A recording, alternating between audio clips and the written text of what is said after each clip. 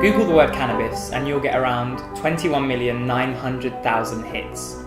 There's news and information articles, forum discussions, advice websites, statistics, videos and photographs, and even games. There's so much about cannabis on the internet, but what actually is it? I think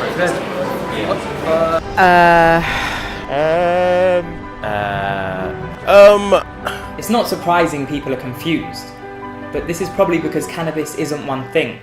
We all know it's called the bionic, the bomb, the puff, the black, the herb, the sensi, the chronic, the sweet Mary Jane, the shit, the bomb, the ganja, the reefer, the bud, the Buddha, the homegrown, the ill, the Maui Maui, the method, the pot, the shake, the stunt, the stress, the tide. Hold on. As extensive as that list was, they were all terms for cannabis when used as a drug. But cannabis the plant can do much more than get people high.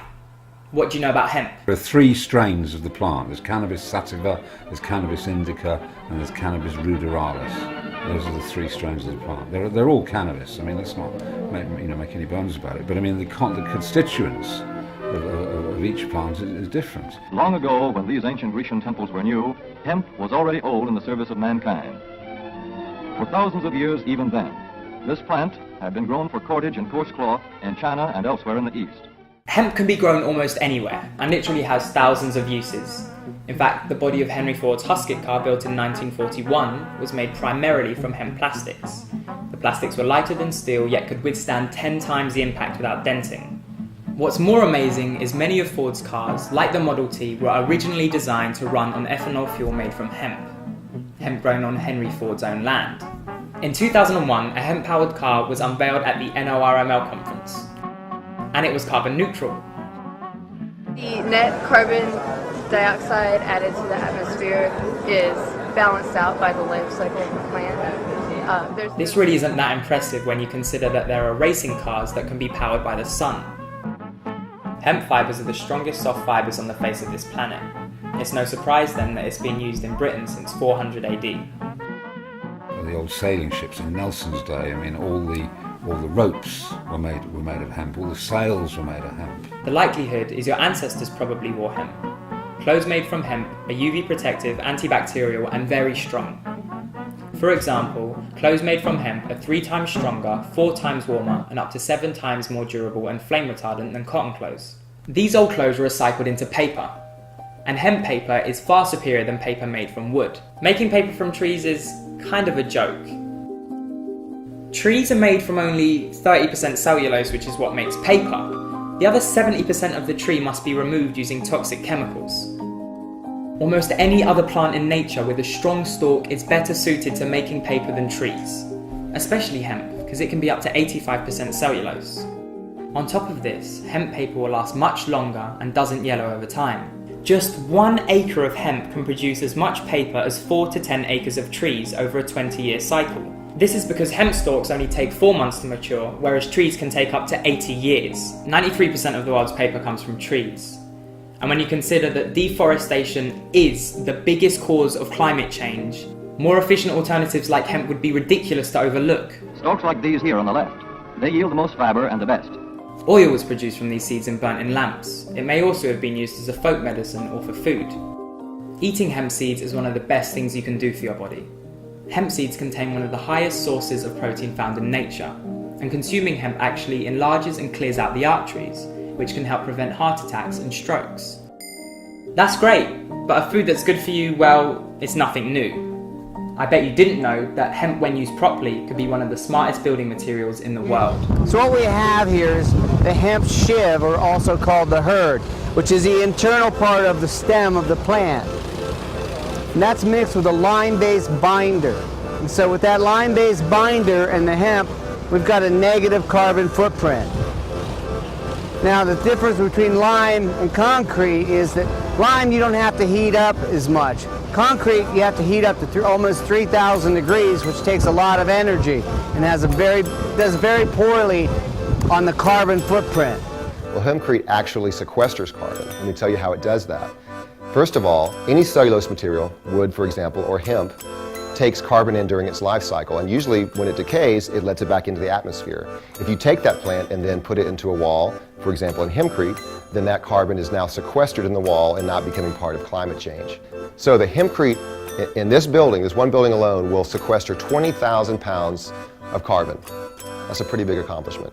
I think this is the best wall system in the world. So I'm all about hemp. I think hemp's an important thing to push because it's food, fiber, building material. But really, I'm choosing this material because it's the best in terms of building science. And why is that true? First of all, because this is what's often called a breathable wall system. And I don't mean breathable for air. We're actually building an airtight wall, but it's breathable for water. And why is that an advantage? Well, in a typical wall, you have a cavity that you seal tightly and then you fill with insulation.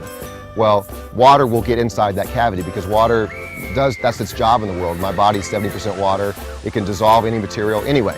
So what we want to do in a building is create a wall that welcomes water but doesn't rot when it lets the water in, and that's exactly what hempcrete does. When humidity changes in the air outside, the wall can take on that extra humidity and hold it until the humidity drops outside, and then it will let it back out. In the meantime, because the lime is wrapped around the cellulose won't rot. The lime is trying to go back to being a rock. That means this wall is going to get harder and harder and harder. Over time, it's going to petrify. So these walls will last for thousands of years, not 40 years like what we're used to building. So hemp can be grown almost anywhere. It can be used to make clothes more durable than those made from cotton, strong plastics, paper superior to that made from trees, and hempcrete, an amazing new building material. The seeds can be used to make a carbon-neutral biodiesel, or simply eaten as foods. And these are just a few examples of what the cannabis plant can do. Hemp is one of the oldest and most valuable crops known to man. So why aren't we seeing more of this plant? There's no easy answers to this question, but we can still take a look. I mean, first of all, do people even want hemp? The oil and wood companies certainly don't. It's competition. And what business wants competition? The largest producer of timber is the United States, where it's illegal to grow hemp, but it hasn't always been that way. In 1937, a marijuana tax stamp was introduced, which effectively started prohibition and made marijuana and hemp the same thing in the eyes of the law. At this time, Mexican workers and black jazz musicians were often associated with the drug. Have you ever met that funny reefer man? Have you ever met that funny reefer man? If he says he swam to China, wants to sell you South Carolina, then you know you're talking to that reefer man. Have you ever met that funny reefer man? In fact, the M word, marijuana, was created by prohibitionists to tarnish the good image and history of the hemp plant.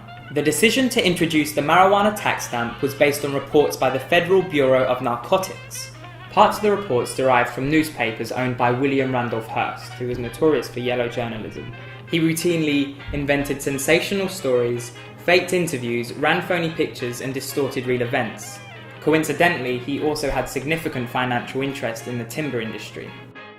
This is the most well-known example of how rivaling industries had a huge effect on the law surrounding cannabis. What about the laws in the UK? Can you even grow hemp here? Well, of course we know it grows well here. I suppose the question we should be asking is, are we allowed to? UK law states that if you want to grow hemp, you must get a controlled drug supplier's license from the Home Office. Wait, haven't we seen this before? Industrial hemp in this country has to have a THC content of less than 0.2%. So the chances of getting stoned off it or there being any effect from it whatsoever are infinitesimal. I mean, typical THC content of something you might smoke for medicinal or for recreational purposes would be, well, a minimum of 10%. So in industrial hemp you've got it below 0.2%. This means you can't get high from it, yet it's still treated differently to other crops. So why do you need a license for it? I mean, you need a license for it because it is a cannabis plant and the cannabis plant is banned. I mean, incidentally, the opium poppy is also banned. It's called Papaver somniferum, I believe is the proper name for it. But, I mean, you could walk up and down this street, any suburban street, anywhere in the country, you'll find gardeners cultivating the opium poppy for ornamental purposes. I'm not suggesting they're using it for anything else, but there's no breaking in the doors and, you know, sending in riot squads of police to stop grandma growing her opium poppies, but she tries to grow a cannabis plant. Before being given a license, you need a CRB check. We wanted to ask the Home Office why growing hemp requires a criminal record check.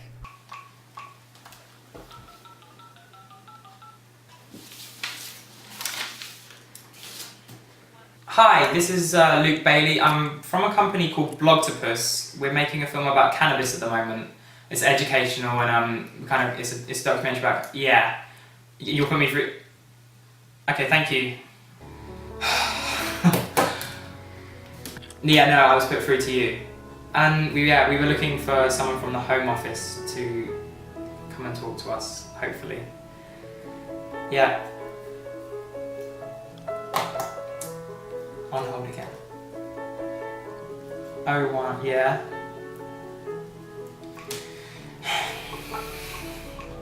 No one available. There's going to be absolutely no one. I don't know, man. Like, there's literally nowhere else we can go about assuming stuff. Like, we could compare like laws in like Holland and stuff to the UK law. If they're not going to talk to us, that's like all we can do. So let's start by going back to America, where it's illegal to grow cannabis under federal law. But the law around cannabis changes depending on what state you're in. This is where it gets a little confusing.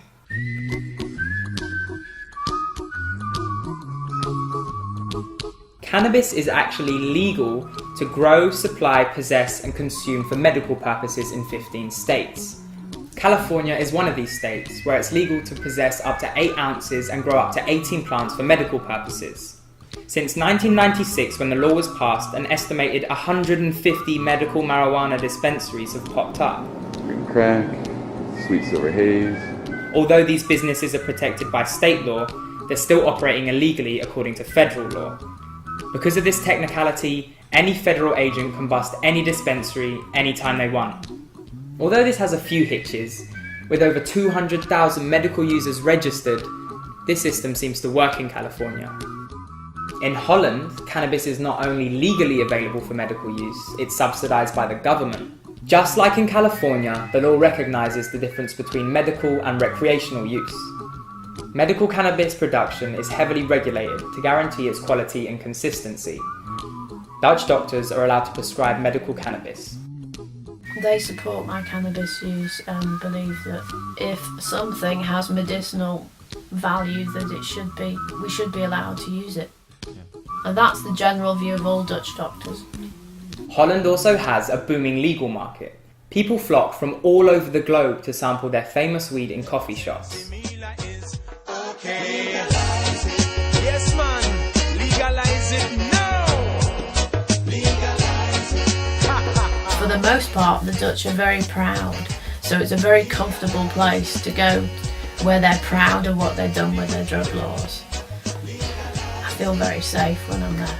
This market brings in a gross revenue of €2.5 billion every year. Yes, 2.5 billion every year. This adds up to 400 million in government tax on recreational cannabis alone.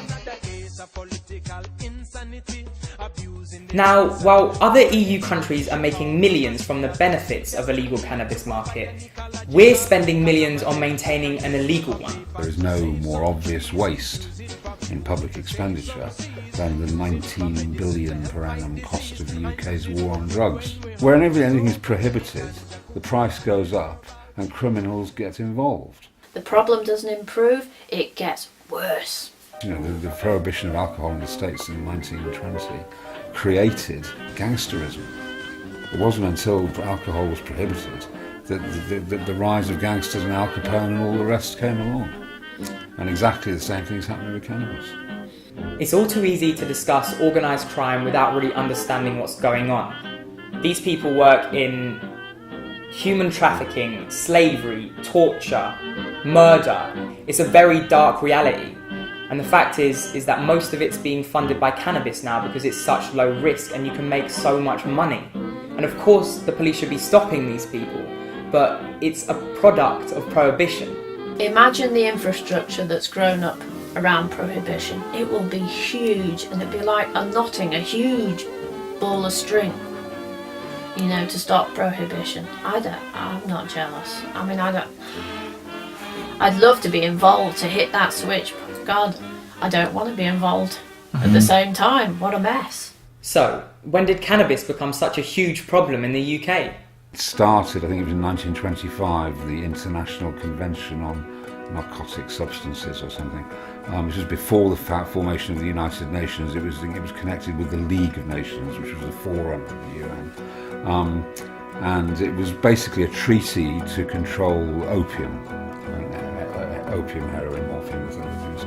And at the last minute, as I understand it, the Egyptian representative in this committee threw in hashish or cannabis because the opposition party, the opposition political party in Egypt at that particular time was associated with the use of hashish.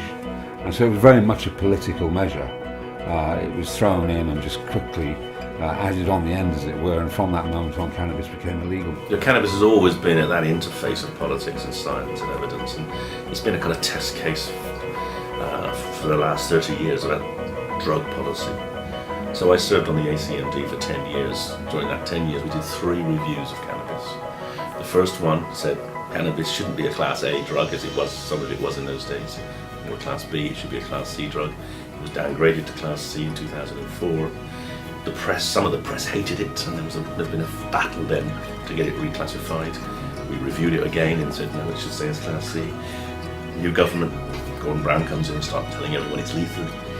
Reviewed it again, said no, it should stay as Class C, but the political pressure then just completely, they just ignored the recommendations and said, well, we do politics and politicians can actually do what they like. And they completely disregarded the evidence. And then, of course, I got sacked for saying that this was actually quite ridiculous, really.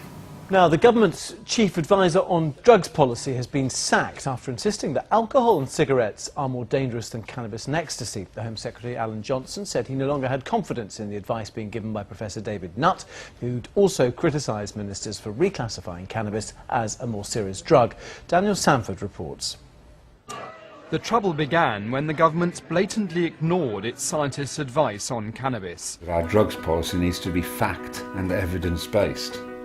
Now, you'd think that was just complete common sense, wouldn't you? I mean, can you conceive of a government that wouldn't have a drug policy that was fact and evidence-based? It just seems utterly ridiculous. Well, ours isn't. And it's not just me saying that. The Public Accounts Committee and the National Audit Office have both publicly criticised the government for having a policy, a drugs policy, that is not based on facts or evidence, but is based on politicians' opinions. I was asked to resign, I refused, because I thought that was inappropriate.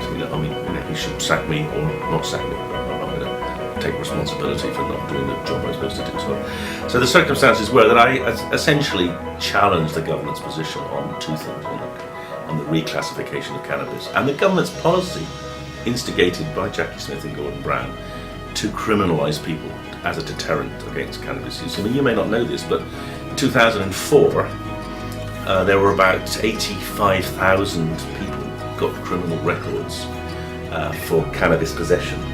And then Jackie Smith decided that she was going to increase police pressure on cannabis users. So in the next 4 years, the numbers went up year on year. To 2007, it was 160,000. So she doubled convictions. And that was an explicit policy of that government to use criminal sanctions to deter people from using cannabis.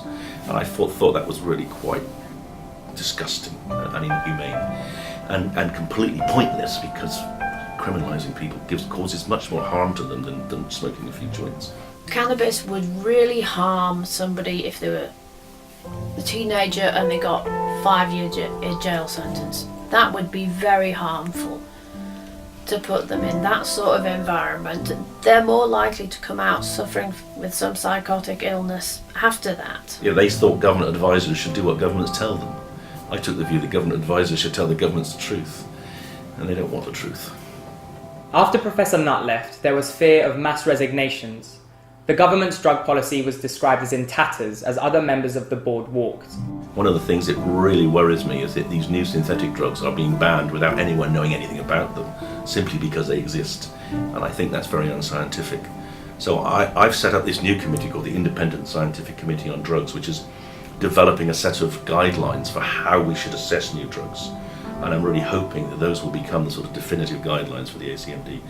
So we need to wait and see how things shake down. But obviously I'm concerned if they get rid of scientists.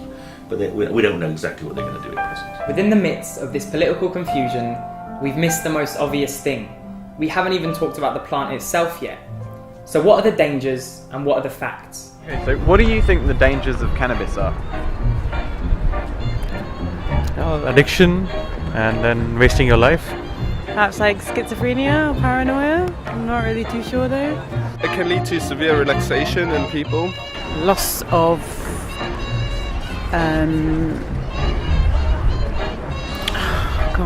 it could lead you on to harder drugs as well. I guess a bit of a cliche, but I think it's true. I know it's like bad for your lungs. I think it's like poison. I think the worst danger is the brain damage. There's been a lot of misinformation about cannabis in the brain, deliberately trying to scare people of using it. This idea that it somehow kills cells in the brain and damages the brain.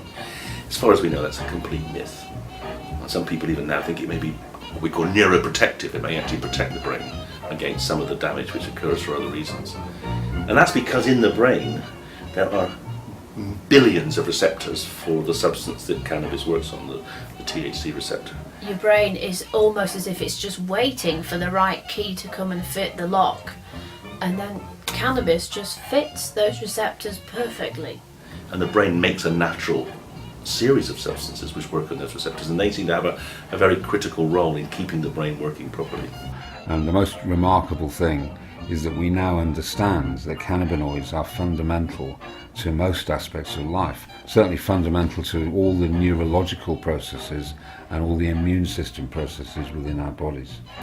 The only naturally occurring source of cannabinoids outside the body is the cannabis plant. You can't get it from anywhere, can't get them from anywhere else. Some people think it's very addictive, but it isn't particularly addictive. It's not as addictive as alcohol, certainly not as addictive as tobacco or heroin.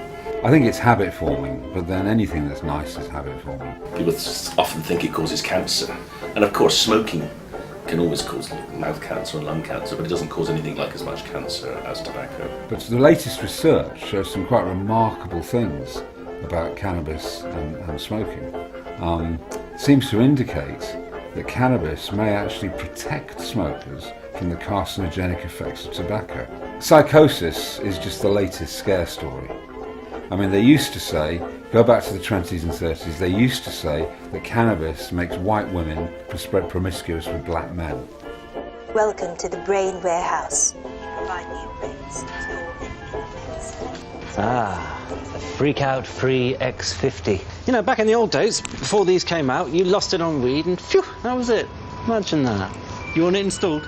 With stronger strains than ever before, the more you mess with cannabis, the more it could mess with your mind. There's no doubt that THC has the potential for creating some sort of psychotic effects, but CBD, which is alongside THC in almost all cannabis, has antipsychotic effects. So plants have been developed which have a much stronger concentration of the active ingredient, delta-9 THC, than they used to have previously. But you're also losing the other elements which might moderate or protect or subtly change the impact of the THC. So skunk is a double whammy, and it's certainly different to the old forms of cannabis. Although newer strains of cannabis do contain less of the psychoprotective components than before, they very rarely actually cause a mental illness. But they could aggravate symptoms of a pre-existing condition such as schizophrenia. Many people with schizophrenia find that if they smoke cannabis, their symptoms get worse. For instance, they often hear voices, and often the voices get either louder or they get more of them when they're stoned. But that doesn't mean that the cannabis has caused schizophrenia. In fact, in very few cases does cannabis actually make the illness. What it does is aggravate those symptoms. But I would say one other thing, and I think we've got into a nasty position recently in Britain where we're kind of blaming people with schizophrenia for causing their illness by smoking cannabis. And that's really quite offensive, because in reality, many people with schizophrenia find that cannabis is the only thing that helps deal with the other symptoms of schizophrenia, the anxiety, the tension, the pointlessness of their lives. So even though they know it makes some symptoms worse, they still use it because the net benefit is positive. And I think we should be very cautious about blaming people for using cannabis just because doctors think it makes things worse. It may not in other areas of their illness. There's no doubt that as far as children or young people are concerned, while your brain's still growing and developing, any substance you take that's psychoactive is potentially harmful. I mean, that's self-evident, it's common sense. Do you think most drug dealers care about age restrictions or like how stable someone is? Not really. I think the overall view is that you're just sort of fishing for money really, and whenever you get a bite, you just pull no matter what. Sensibly determining how you might use the drug is actually quite difficult when it's illegal. What we desperately need is a regulated system. But there's another question about skunk which people get quite exercised about. People think that because it's stronger, it will necessarily have more effect in the brain. Well, that's true, of course, if you smoke the same amount. But the analogy I would make is the difference between, say, beer and wine. So wine is usually 3 times as strong as beer. But people don't necessarily get more drunk on wine because they don't necessarily drink this. You know, if you drank a pint of wine, then you get more drunk. But most people know the strength and therefore moderate their intake. Seems like common sense. But alcohol and tobacco kill millions every year globally. So how many does cannabis kill? 1,000 people? Yep, less than 100, more than 50. 100,000? Every day of the week, people die of cannabis. 100,000. It's been said 1,000,000 times before, but we'll say it again. No one, we think, has ever died of smoking cannabis. So the therapeutic ratio of cannabis, in other words, how much you have to take to kill yourself, is absurd. I mean, you know, you'd have to consume so much that it would just be ridiculous. Cannabis is less harmful than alcohol and tobacco, yet for possession you can face a maximum of 5 years in prison and an unlimited fine. Cannabis is very much illegal, yet everything that isn't actually cannabis itself, but cannabis related, is entirely legal.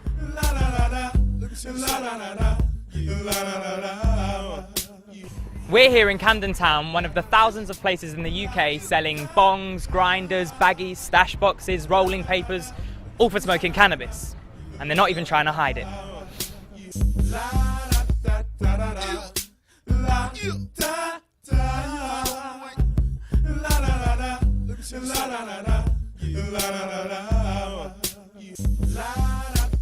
So we've just come from one of the shops on Camden Road and we've got some smoking rolling papers here. This one's got like small cannabis designs along here. They're both pure hemp, so they're actually made from cannabis. And we've also got a grinder which has got, I don't know if you can see that, a little cannabis leaf there. So obviously what you do is you put your cannabis in here and just grind it up. And there's no real other use for this really. I mean, you could use it for grinding up herbs in your kitchen, but it's got a cannabis leaf on the front. And yeah, I just walked in and put my money on the table and they were given to me really. But these are for people who smoke cannabis. Surely those who grow it will be less obvious. Well, not really. In fact, you can buy everything you need to grow cannabis from your high street, even the seeds.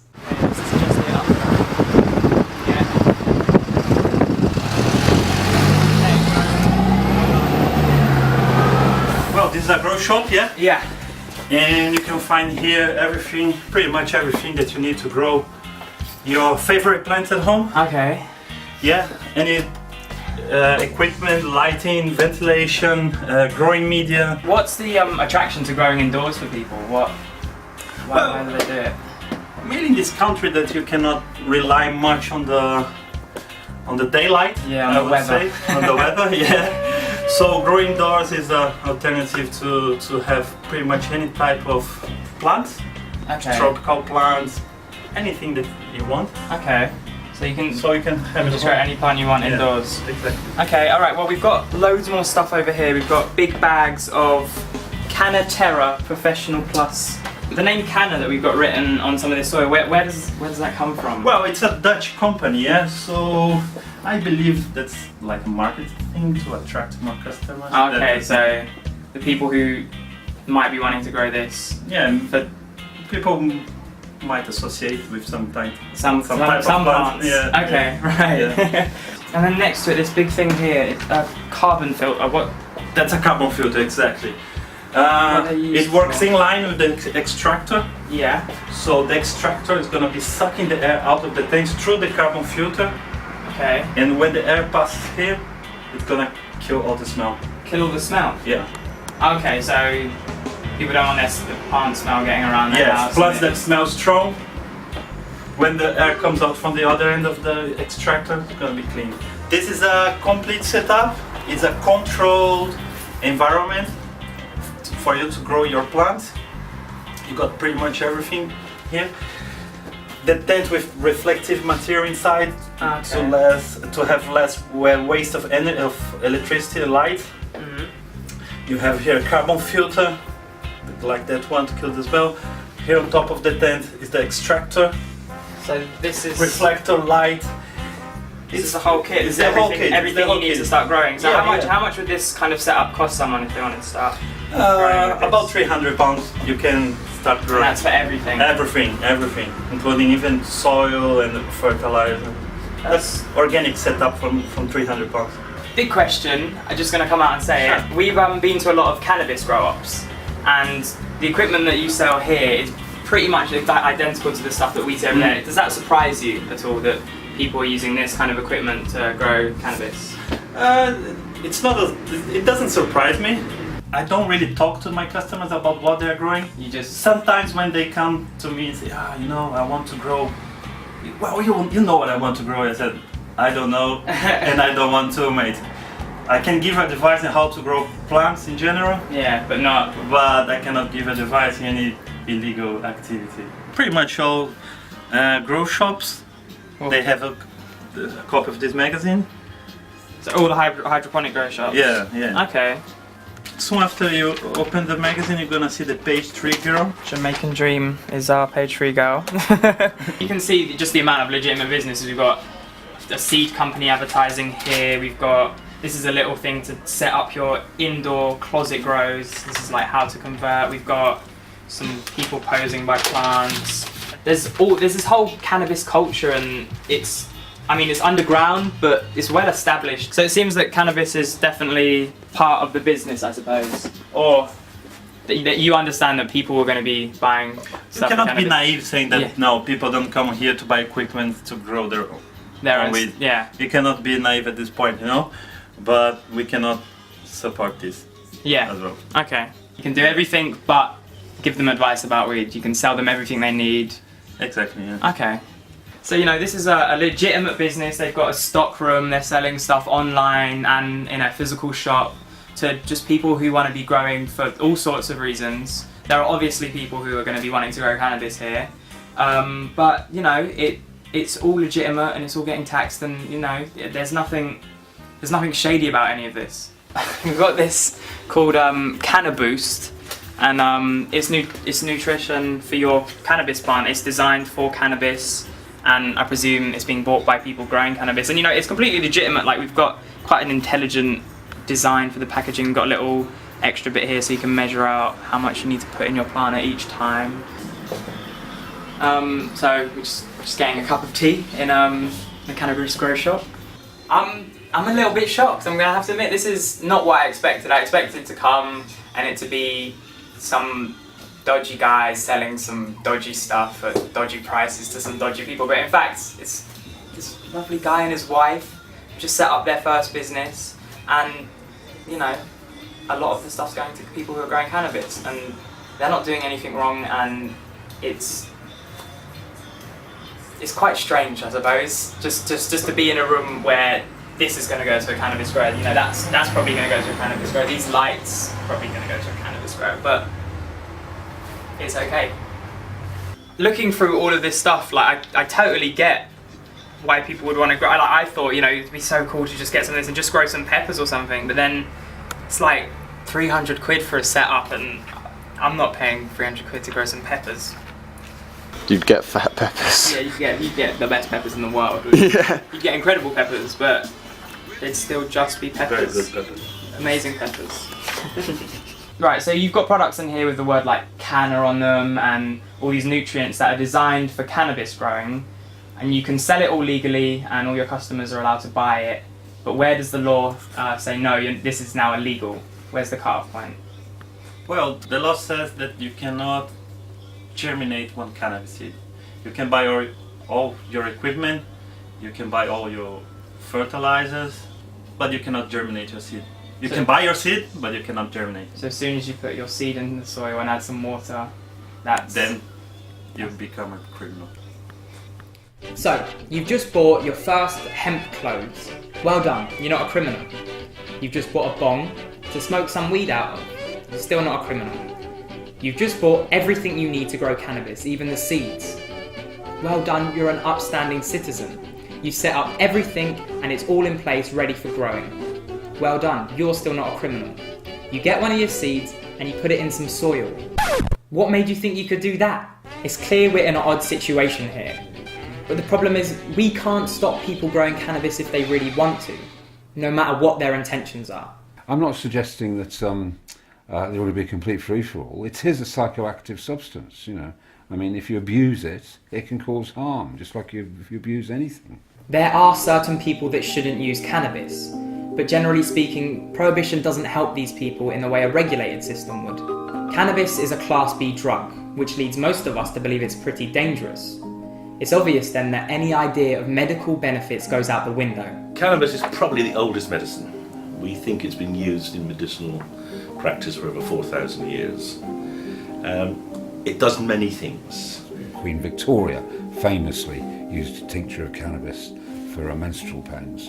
And it was perfectly accepted throughout society. It was prescribed for people with asthma, all sorts of treatments it was used for, and now it's not accepted at all. The history of cannabis in medicine in Britain is a really sad one. It was a legal medicine until 1971. And then a couple of GPs in London who were very pro-cannabis, they started prescribing it for non-medicinal reasons. They started giving it to people, and it was then as a liquid form. And they said, drop the liquid onto your cigarettes and smoke it. So they were trying to make cannabis legal, and they subverted medicinal cannabis for pleasure. And the government then reacted, as many governments do, completely overreacted, irrationally, and it banned medicinal cannabis to stop what was a trivial diversion of medicinal cannabis onto the market. And the government said, well, if we ban cannabis medicines, we'll stop people using cannabis. Now, in 1971, about 500,000 of the 50 million people in Britain had ever tried cannabis. It gets banned. 40 years down the line, almost half of the people in Britain have used cannabis. So the ban had no impact on use. But what it did do was mean that people who needed cannabis for medicinal purposes ended up getting criminalised. There must be tens of thousands of people in this country, possibly even as many as 100,000 people using cannabis for medicinal purposes. Although not willing to be interviewed for this report, Home Office ministers worry the drug is addictive and increases the risk of psychosis. Cannabis, they conclude, has no medical benefit in herbal form. The government's position is completely absurd. I mean, there's no other word for it. You know, they say that there are no medicinal benefits in cannabis, yet on the other hand, they've recently approved Sativex, which is cannabis. They've dressed it up in a physical package and a marketing package to try and pretend, if you like, that they say it's a cannabis-based medicine. You know, they say it's an extract of two cannabinoids, THC and CBD. You know, but in actual fact, what it is technically, it's what's called a cannabis tincture. And all that happens is they take herbal cannabis, chop it up finely, soak it in alcohol, heat it gently. They then filter the result and call it Sativex. But Sativex is cannabis. It's hardly being used at all because it's expensive and it's not on what we call formularies for most hospitals or for most general practices. But at least now people can have that prescribed. Although Sativex is a step in the right direction, it's far from the legal cannabis you see in California or Holland. The problem with cannabis is that it works best in its natural form, and you can't patent a plant. This means that pharmaceutical companies can't make money from it because people would just grow it themselves. Sativex make their money by processing cannabis, making it more expensive and less beneficial. And who does this affect most? The patients. This is the UK's first medical cannabis testimonial. My name is Sarah Martin I have relapsing remitting MS, which I treat quite successfully by using cannabis. We went to meet Sarah. Cannabis takes away enough of the symptom to make life bearable. I'm not stiff, I'm not cramping. A lot of the pins and needles has been taken away. That's one of the most annoying symptoms. The numbness recedes a little bit. That allows me to think, wow, things actually feel great again, you know? And that's cannabis that does that. Illegal cannabis. However, Sarah was nice enough to invite us and our cameras into her grow room. Where's the goddamn key? Yeah, that's it. Different plants completely. Smells like two gardens. I grow my own cannabis because I'm given no choice. If I didn't grow, I'd have to buy street cannabis, which is frequently contaminated. All the powerful nutrients that they feed them with have not been properly flushed from the plant, and I'd be ingesting that substance or breathing it into my lungs. So I grow my own so I can ensure the clean medicinal quality of the plant. Only a 400 watt light, nothing fancy. And how much did this cost you to set up all of it together? Tent's 100, lights 150, maybe less.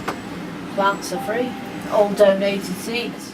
If Sarah didn't grow her own cannabis, she'd have to go to the streets to get her medicine. Wherever it comes from is never necessarily known, and obviously its growing conditions and strains are never as well known as they could be. The imperative for some sort of regulation of medicinal cannabis is urgent. It's not about my selfish, recreational activity, the fact that I like getting stoned. It's about the fact that there are people out there in pain and suffering, in desperate need of the relief that cannabis offers them. I use cannabis because it eases all the symptoms associated with MS without the horrific side effects that many pharmaceuticals provide. Cannabis is almost always safer than the pharmaceutical alternatives. My consultant neurologist doesn't even like me to use pharmaceuticals. They've never been recommended to me by a consultant neurologist because they are all aware of how harmful they can be. One of the reasons cannabis is a safe drug is that it cannot kill you an overdose. Unlike alcohol, where 4 times the driving limit can result in death. Prescription drugs in Britain may be responsible for 1,200 deaths per year. My doctor, she gave me some antispasm pills that I still have upstairs that she said, take them as an absolute last resort, and I never have, because the way she said it just said to me, these are dangerous, only take them if you really need to. And what do your doctors think about you using cannabis? I get support, full support. It makes me healthy and they see it. I go and see them, they can see me healthy. And yet they can't recommend cannabis because of the law. Sarah's not the only one. There's a surprisingly big community online of medical cannabis users. Even though people like me had the courage to stand up and say, look, I'm helping people, I'm growing cannabis, I put it in the post and blah blah blah, the police didn't come and drag me into a cell. Nobody from government phoned and said, what are you doing? They just went, oh, don't make a fuss, maybe she'll go away. Yeah. And I frankly cannot see any reason why people shouldn't smoke cannabis to help them if it does help them. Well, you don't have to smoke it. I mean, obviously you can eat it, you can take it transdermally, you can create an ointment or a gel which can be rubbed on the skin. It can be rubbed directly, if it's for muscular pains or something, it can be rubbed directly on the area which hurts or is inflamed. The other technique is vaporizing. Blows hot air, 190 degrees centigrade, and that just encourages a vapour from the plant. Absolutely no combustion whatsoever. And a little mouthpiece goes on.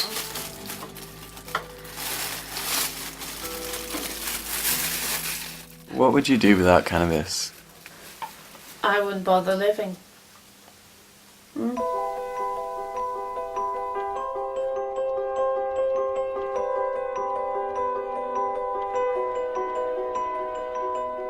It's ridiculous for a drug which is as pretty harmless as cannabis not to be available for people who have medical need. It's unjust, it's cruel, it's more than cruel, it's evil, and something's got to be done about it. All walks of society use cannabis. We don't look like anything or anybody. We look like everyone. We've done 3 months worth of research for this film, and it's still not clear to us yet why we put ourselves at such a disadvantage both medically and industrially in terms of cannabis, just to stop a few people getting high. In a world at the minute where there is no money, we keep being told, as it were, and we all owe a shitload. Growing a big old farm of green and selling it as a cash crop, with the tax there, that could fucking bail out a lot of people. So we're in a strange situation where everyone knows that the law is wrong, but no one has the courage to say the law is wrong, let's change it. So you have this sort of ratchet effect with each of the two major parties trying to out-muscle the other on being a harder drug because they think that will give them some votes.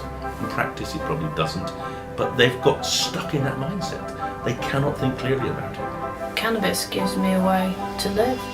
All we need is some clarity. We need some clarity and some truth.